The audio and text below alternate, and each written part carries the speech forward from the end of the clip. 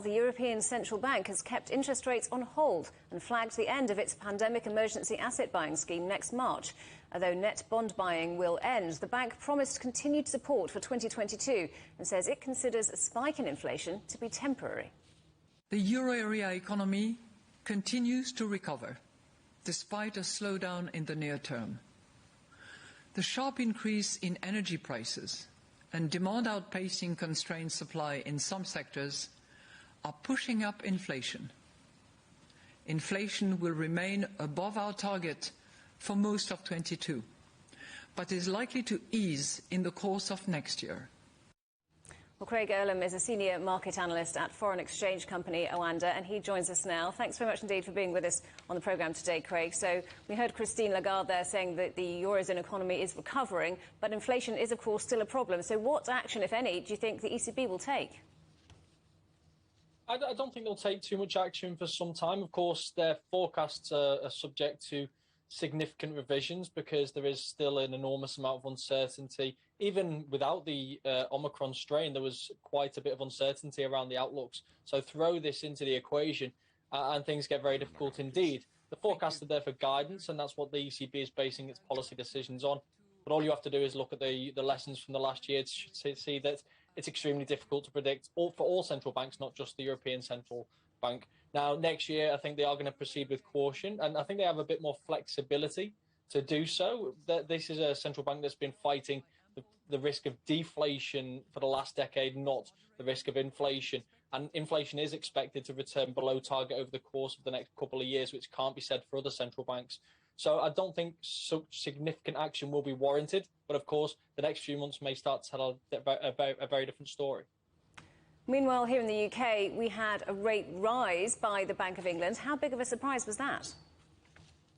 It wasn't an enormous surprise. It was being increasingly priced in by markets. I think investors were expecting them to hold off broadly until February because of the uncertainty created by the Omicron strain and what that will mean for the domestic economy. But I still think there was a large expectation that they could raise interest rates this month. I mean, if I'm not mistaken, this may be the smallest ever interest rate rise. So I don't think we should get too carried away with this. It's 15 basis points. I think it's more of a warning to the markets that a tightening cycle has begun and that they're not going to turn a blind eye to inflation, which I think is an important message. I think the action of the Bank of England, the Federal Reserve yesterday evening, and to an extent the ECB in ending its PEP programme today, is why we're seeing a positive reaction from investors. I don't think investors over the last decade have really taken a shine to rate hikes, but one thing's clear. They very much prefer them to the risk of high inflation. And you mentioned the uncertainty there surrounding Omicron. If it does end up being as bad as is feared, do you think the Bank of England might regret the decision? No, for the reason which I've just alluded to, really. This is a tiny interest rate hike. Like I say, it may even be the smallest ever interest rate hike because rates have become so low. So I don't think they'll live to regret the decision. I think at worst they will stand on 0.25% for a little bit longer if the Omicron variant is more severe than what we're currently seeing.